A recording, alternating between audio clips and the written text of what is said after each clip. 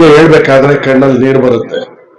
ಇವತ್ತು ನಾವು ಇಷ್ಟೊಂದು ಸುಖ ಸಂತೋಷವಾಗಿ ಇರಬೇಕಾದ್ರೆ ಹಬ್ಬಗಳ ಆಚರಣೆ ಮಾಡಿಕೊಂಡು ಮದುವೆ ಮಾಡಿಕೊಂಡು ನಮ್ಮ ಕಾರ್ಯಕ್ರಮಗಳೆಲ್ಲ ಸಂತೋಷವಾಗಿರ್ಬೇಕಂದ್ರೆ ಆ ಮಹಾನುಭಾವರು ಗಡಿ ಭಾಗದಲ್ಲಿ ಕಾಯ್ತಕ್ಕಂಥ ನಿದ್ದೆ ಇಲ್ಲ, ಊಟ ಇಲ್ಲ, ಹಬ್ಬ ಇಲ್ಲ, ಸುಖ ಸಂತೋಷ ಇಲ್ಲ, ಎಲ್ಲ ಮರೆತು ನಮ್ಮನ್ನ ರಕ್ಷಣೆ ಮಾಡೋದು ಒಂದೇ ಕರ್ತವ್ಯ ಅವರು.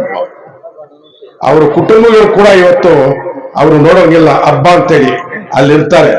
ಅವ್ರಿಗೆಲ್ಲೇ ಆಗಲಿ ಅವ್ರ ದೇಶನ ಕಾಯ್ತಕ್ಕಂಥ ಕೆಲಸ ಒಂದೇ. ಅವರು ನಮ್ಮನ್ನ ರಕ್ಷಣೆ ಮಾಡಿ ಭಾರತ ದೇಶ ಇವತ್ತು ಸೈನಿಕರು ಮಿಲಿಟರಿ ಆಗಿದೆ ಅಂತ ಹೇಳಿದ್ರೆ ನಮಗೆ ಊಟ ಉಪಚಾರ ಇಲ್ದಿರೋ ಹೊತ್ತಿನಲ್ಲಿ ನಮಗೆ ಸ್ವತಂತ್ರ ಬಂದಿದ್ದು. ಮಹಾತ್ಮ ಗಾಂಧೀಜಿಯವರು ಅವ್ರು ನೆನೆಸ್ಕೋಬೇಕು. ಅವ್ರು ತಂದು ಕೊಟ್ಟಿದ್ದು ಮಹಾತ್ಮ ಗಾಂಧೀಜಿ, ನೆಹರು ಅವರೆಲ್ಲ ತಂದು ಕೊಟ್ಟಿದ್ದು ಊಟಕ್ಕಿಲ್ಲ ಅಂತ. ಆ ಕಾಲದಿಂದ ಇವತ್ತು ಇಡೀ ಜಗತ್ತಿನಲ್ಲಿ ಭಾರತ ದೇಶ ಮುಂದುವರೆದಿದೆ ಅಂತ ಹೇಳಿದ್ರೆ ಇಷ್ಟು ಯಾವ ದೇಶನೂ ಮುಂದುವರಿತಾ ಇಲ್ಲ, ಅಷ್ಟು ಮುಂದುವರಿತಾ ಇದೆ ಇವಾಗ ನಮ್ಮ ದೇಶ. ಊಟಕ್ಕೆ ಉಪಚಾರ ಇಲ್ಲದ ಕೂಡ ನೋಡಿದ್ದೀವಿ ನಾವು ಹುಡುಗರಾಗ. ಇವತ್ತು ಅಂತ ಒಂದು 144 ಕೋಟಿ ಮೇಲ್ಪಟ್ಟು ಜನನ್ನ ಕಾಯಿಸಿ ಅವ್ರ ರಕ್ಷಣೆ ಕೊಡತಕ್ಕಂತ ಜವಾಬ್ದಾರಿ ಸೈನಿಕರದೇ ಆಗಿದೆ. ಅವರೇ ಇವತ್ತಲ್ಲಿ ನೋಡಿ, ಇವತ್ತು ಸಂಕ್ರಾಂತಿ ಹಬ್ಬ ನಾವು ಆಚರಣೆ ಮಾಡ್ತಾ ಇದ್ದೀವಿ. ಅವ್ರು ಪಾಪ ಬಾರ್ಡರ್ ಅಲ್ಲಿ ಕಾಯ್ತಾ ಇರ್ತಾರೆ.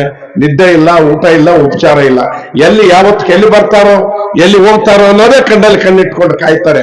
ಇದಕ್ಕೋಸ್ಕರ ಇವತ್ತೊಂದು ದಿನ ಅವ್ರ ಕುಟುಂಬಗಳಿಗೆ, ಅವ್ರು ಯಾರು ತಿರೋ ಇದ್ದಾರೆ ಹುತಾತ್ಮರಿಗೂ ಅವ್ರ ಕುಟುಂಬಗಳಿಗೆ ಒಳ್ಳೇದಾಗಲಿ ಅಂತ ನಾವು ದೇವರಲ್ಲಿ ಬೇಡ್ಕೊಡುತ್ತಾ, ಇನ್ನು ಉತ್ತಮವಾಗಿ ಎಲ್ಲರೂ ಕೂಡ ಸೈನಿಕರಿಗೆ ಅಂದ್ರೆ ಇವಾಗ ನಾವು ನಮ್ಮ ಮನೆಗಳಲ್ಲಿ ಕೂಡ ಯಾರು ಸೆಲೆಕ್ಟ್ ಆದ್ರೆ ಕಳಿಸೋದಕ್ಕೆ ಸಿದ್ಧ.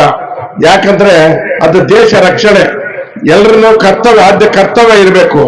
ಇದು ಅವರೇ ಹೋಗ್ಬೇಕು ಇವರೇ ಅಂತಲ್ಲ, ಎಲ್ಲರೂ ಕೂಡ ಸೈನಿಕ ಹೋದ್ರೆ ಅವ್ರು ಒಳ್ಳೇದಾಗತ್ತೆ ಅಂತೇಳಿ ನಾನು ಇನ್ನು ಹೆಚ್ಚಾಗಿ ಮಾತಾಡುವ ಹಬ್ಬ ಇದೆ.